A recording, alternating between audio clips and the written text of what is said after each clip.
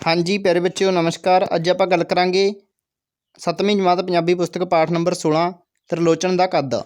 इस पाठ की कहानी पढ़ांगे। इस पाठ के प्रश्न उत्तर चैनल पर पहलां पाए जा चुके हैं। तुसीं उस वीडियो नूं 7वीं जमात पंजाबी पुस्तक नाम की प्लेलिस्ट के जाके देख सकते हो, या फिर इस चैनल की डिस्क्रिप्शन के जो लिंक दिता गया उस पर क्लिक करके वो तुहानूं प्रश्न मिल जाएंगे।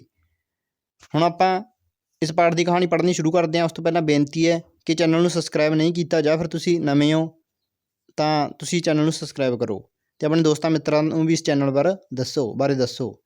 कहानी शुरू करते हैं।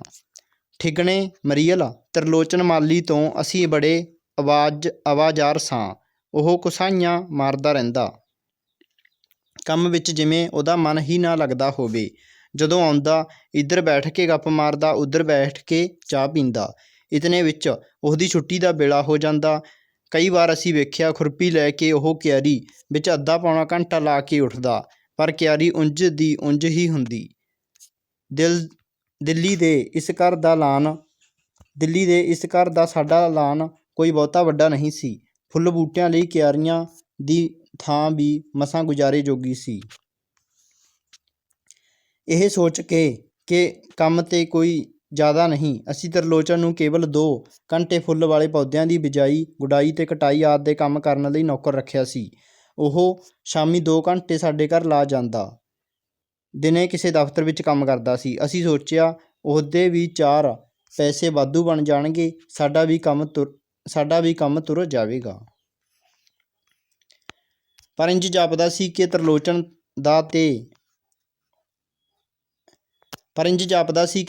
दा ते काम तुर पिया, पर साडा जिवें काम ही रुक गया होवे।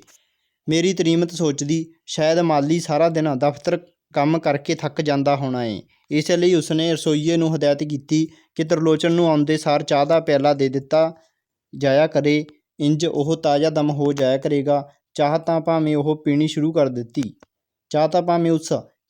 कर दित्ती, पर ਉਹਦੇ ਕੰਮ ਵਿੱਚ ਕੋਈ ਫਰਕ नहीं आया।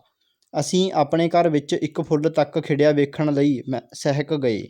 ਸਾਡੇ ਘਰ ਦਾ ਲਾਨ 12 ਮਹੀਨੇ ਝੋਸਿਆ ਰਹਿੰਦਾ। ਜਦੋਂ ਕਹੋ त्रिलोचन ਤੂੰ ਕੋਈ ਸਬਜ਼ੀ ਹੀ ਲਾ ਕੇ ਵੇਖ, ਫੁੱਲ ਤਾਂ ਤੇਰੇ ਕੋਲੋਂ ਕੋਈ ਖਿੜਾਇਆ ਨਹੀਂ ਜਾਂਦਾ, ਤਾਂ ਉਹਦਾ ਇੱਕੋ ਇੱਕ ਕੜਿਆ ਕੜਾਇਆ ਜਵਾਬ ਹੁੰਦਾ, ਸਾਹਿਬ ਟੂਟੀ ਵਿੱਚ ਪਾਣੀ ਤਾਂ ਆਉਂਦਾ ਨਹੀਂ, ਕੋਈ ਕਰੇ ਤਾਂ ਕੀ ਕਰੇ।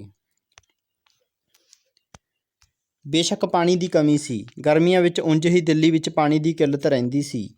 जिस बस्ती विच साडा घर सी उधर तां सर्दियां विच भी पानी की किल्लत रहिंदी सी। कितने घंटिਆਂ ਲਈ टूटी विचों पानी चला जांदा। जदों आउंदा बस संजूड़ा तार इतनी पतली हुंदी कि मन काला पैण लगदा। फिर असीं अपने घर विच बूस्टर पंप लगवा लिया। पानी की तकलीफ जांदी रही। 24 घंटे पानी मिलण लग पिया। जदों चाहो टैंकियां पानी नाल भर जांदियां, पर त्रिलोचन की कारगुजारी विच कोई फर्क ना पिया। कदी कहंदा यह जमीन ही कलर वाली है, कदी कहंदा जिहड़ी खाद असीं मंगवाउंदे हां ओह निरा कूड़ा हुंदी है, कदी बीजां विच नुक्स छांटदा रहिंदा। हर रोज़ उसदे उत्तर सुण के कदी सानूं लगण लग पैंदा खबरे ओह सच्चा ही होवे, खबरे त्रिलोचन ठीक सी ते असीं सारे गलत। फिर असी बगीचे की देख रेख बारे कुछ किताबां पढ़ियां ते तरीमत खावंद दोवें आप बगीचे विच दिलचस्पी लैण लग पए। पानी बारे माली की शिकायत ठीक सी। जमीन भी बेशक सोरे वाली सी। जिहड़ी खाद असीं मंगवाई सी ओह भी कोई चंगी नहीं सी। जदों तक आप समझ ना होवे चंगे बीज खरीदे नहीं जा सकते। हुण जदों असीं आप बागबानी वल ध्यान देना शुरू कीता, मजाल है लाण विच कोई फालतू बूटी सरोड़ी कढ़ जावे। सब्जी दीआं क्यारियां विच सवेरे भी पानी लगन लग पिया। शामी भी नर्सरियां दे चक्कर मार के असीं पौदिਆਂ ਦੀ चंगी तो चंगी पनीरी खरीद लिआउंदे। असीं अपने दोस्तां ते वाकफ कारां तो फुੱਲਾਂ ਦੇ बूटे आदि मंगदे रहिंदे। ਜਿਉਂ-ਜਿਉਂ ਅਸੀਂ बगीचे ਵਿੱਚ दिलचस्पी लैंदे, ਅਸੀਂ महसूस ਕੀਤਾ कि माली ਦੀ भी दिलचस्पी वध रही सी। घट्टो घट्ट कुसाइयां मारनियां ਤਾਂ ਉਸ ਛੱਡ ਦਿੱਤੀਆਂ ਸਨ। इस विच कोई शक नहीं सी कि साडे इस घर विच बगीचे लई थां संकोचवी सी। मिट्टी विच भी कोई खराबी जरूर सी। बगीचियां दे एक माहर साडे दोस्त ने भी इसकी तसदीक कीती सी। ਤੇ ਫਿਰ ਸਾਨੂੰ ਇੱਕ ਸੁਝਾਅ ਮਿਲਿਆ।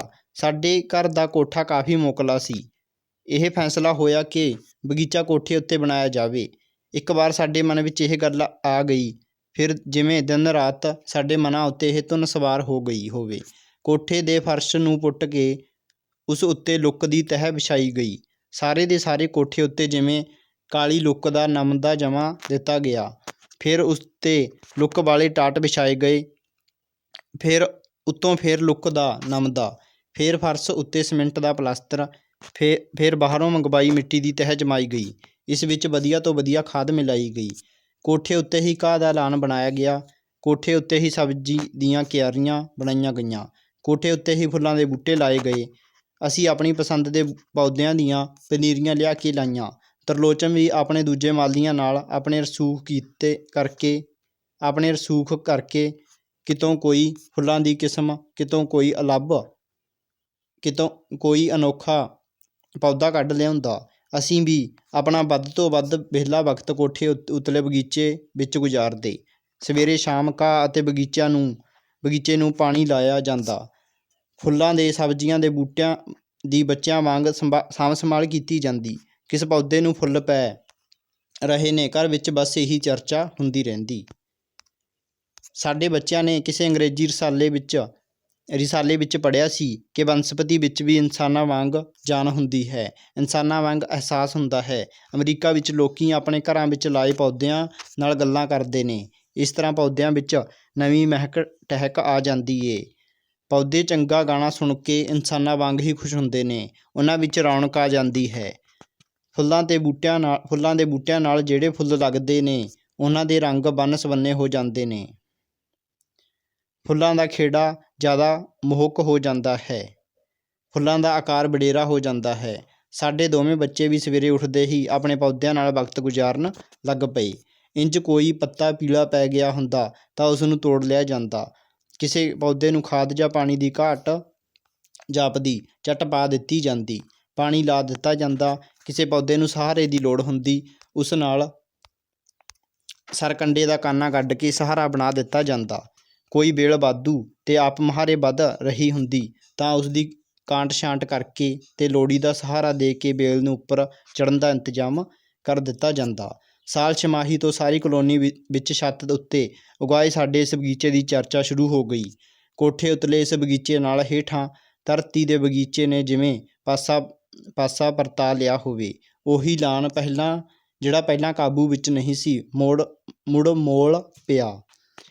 ਉਹ ਸਬਜ਼ੀ ਦੀਆਂ ਫੁੱਲਾਂ ਦੀਆਂ ਕਿਆਰੀਆਂ, ਜਿਨ੍ਹਾਂ ਵੱਲ ਪਹਿਲਾਂ ਤੱਕਣ ਨੂੰ ਵੀ ਜੀ ਨਹੀਂ ਸੀ ਕਰਦਾ, ਹੁਣ ਜਿਵੇਂ ਹੋਰ ਦੀਆਂ ਹੋਰ ਹੋ ਗਈਆਂ, ਹੋਰ ਟਹਿਕਦੀਆਂ ਮਹਿਕਦੀਆਂ। ਸਭ ਤੋਂ ਅਨੋਖੀ ਗੱਲ ਉਹੀ ਤਰਲੋਚਨ ਮਾਲੀ, ਜਿਸ ਦੀਆਂ ਕੁਸਮਾਈਆਂ ਤੋਂ ਅਸੀਂ ਵੀ ਆਵਾਜ਼ਾਰ ਸਾਂ।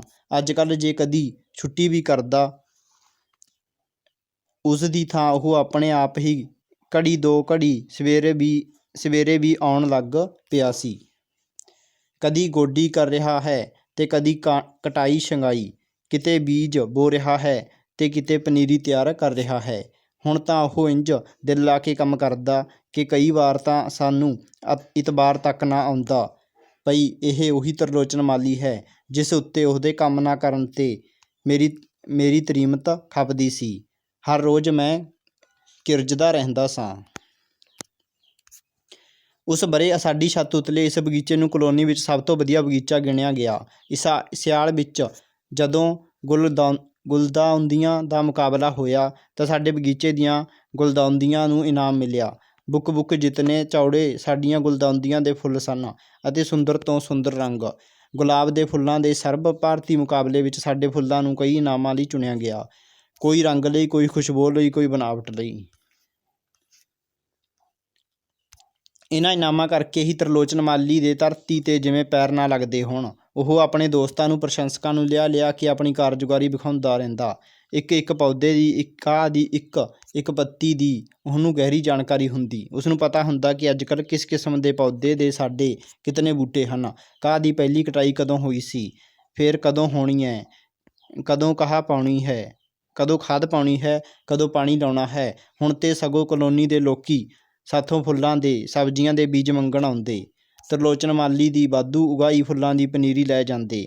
ਰੱਜ ਰੱਜ ਕੇ ਉਹ ਤਰਲੋਚਨ ਮਾਲੀ ਦੀਆਂ ਸਾਡੀ ਬਗੀਚੀ ਦੀਆਂ ਸਿਫਤਾਂ ਕਰਦੇ। ਇਨ੍ਹਾਂ ਹੀ ਦਿਨਾਂ ਵਿੱਚ ਇੱਕ ਦਿਨ ਤਰਲੋਚਨ ਆਇਆ ਅਤੇ ਕਹਿਣ ਲੱਗਾ, ਸਾਹਿਬ ਜੇ ਤੁਹਾਡੀ ਇਜਾਜ਼ਤ ਹੋਵੇ ਤਾਂ ਮੈਂ ਬਗੀਚੇ ਦੇ ਵਾਧੂ ਫੁੱਲ ਮੰਡੀ ਵੇਚ ਆਇਆ ਕਰਾਂ। ਇਸ ਤਰ੍ਹਾਂ ਮੇਰੀ ਤਨਖਾਹ ਦਾ ਬੋਝ ਤੁਹਾਡੇ 'ਤੇ ਨਹੀਂ ਰਹੇਗਾ। ਅਸੀਂ ਹੱਕੇ ਬੱਕੇ ਉਹਦੇ ਮੂੰਹ ਵੱਲ ਵੇਖਣ ਲੱਗ ਪਏ। ਮੈਂ ਤੇ ਮੇਰੀ ਤਰੀਮਤ। ਸਾਡੇ ਸਾਹਮਣੇ ਹਸੂ ਹਸੂ ਕਰਦਾ ਤਰਲੋਚਨ ਖਲੋਤਾ ਸੀ। ਇੰਜ ਜਾਪਦਾ ਸੀ ਜਿਵੇਂ ਕੁਝ ਹੀ ਮਹੀਨਿਆਂ ਵਿੱਚ ਉਹਦਾ ਕੱਦ ਉੱਚਾ ਹੋ ਗਿਆ ਹੋਵੇ।